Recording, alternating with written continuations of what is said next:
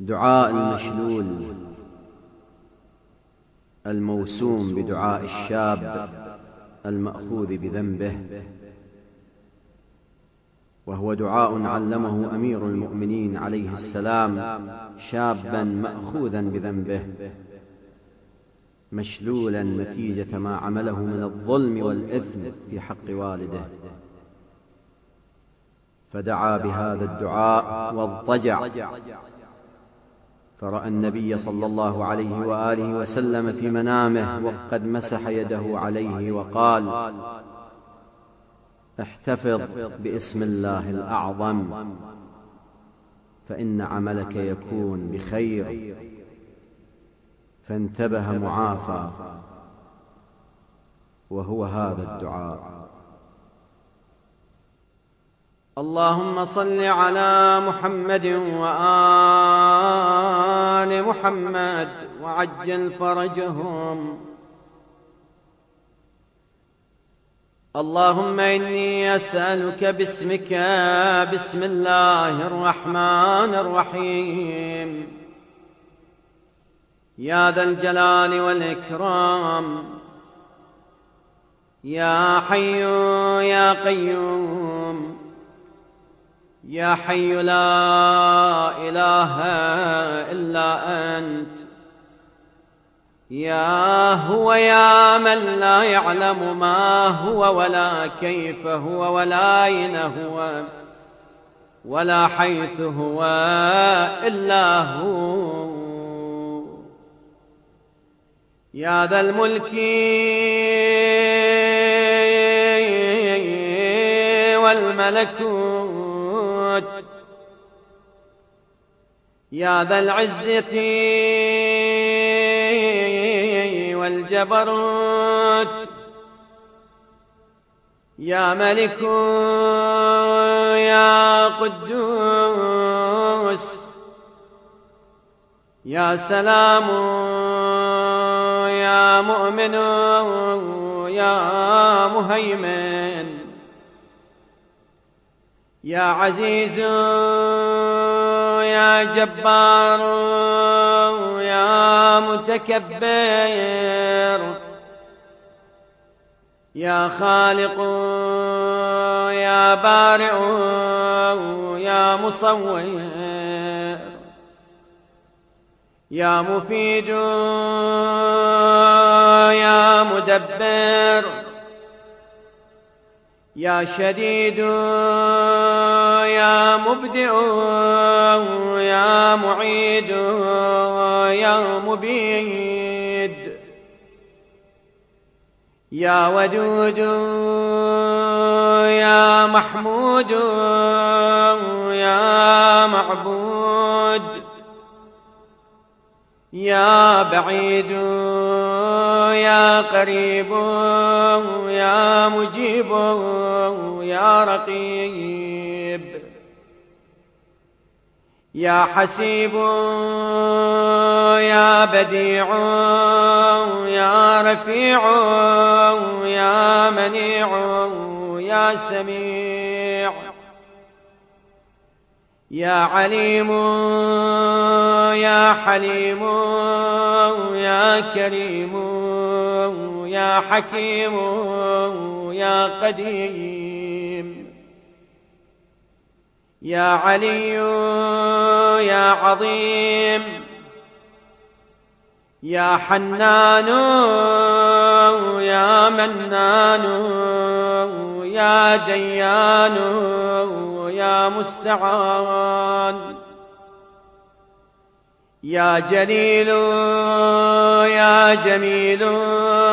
يا وكيل يا كفيل، يا مقيل يا منيل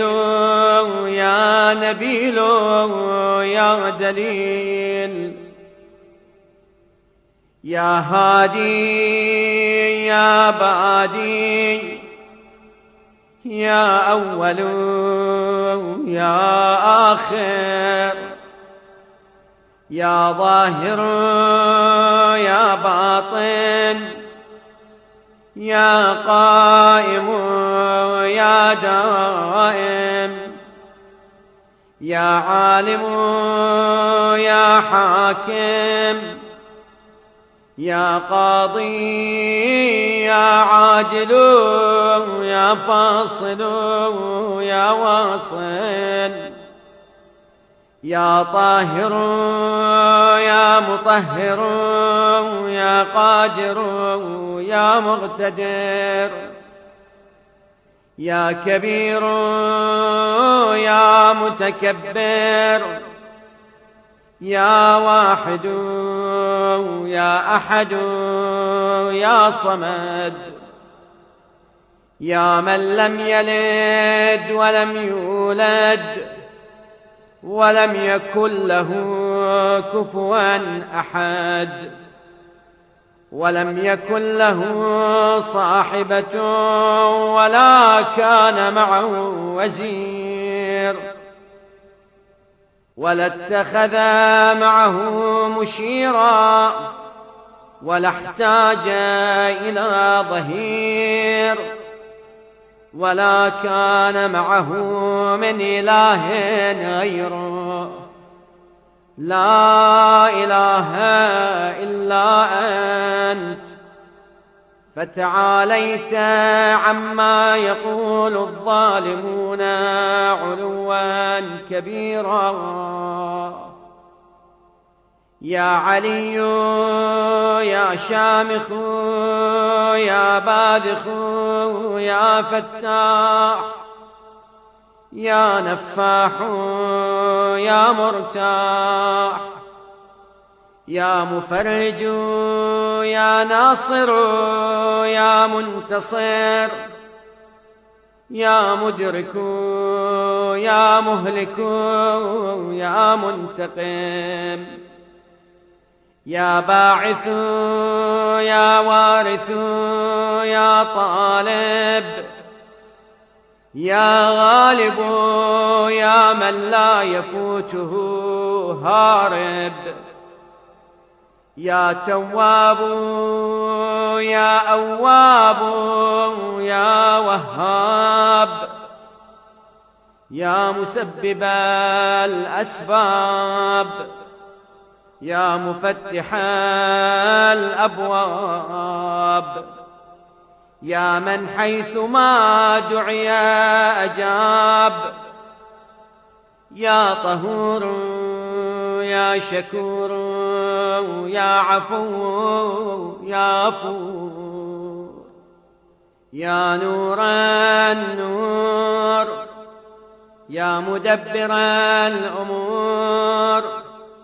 يا لطيف يا خبير يا مجير يا منير يا بصير يا ظهير يا كبير يا وتر يا فرد يا أبد يا سند يا صمد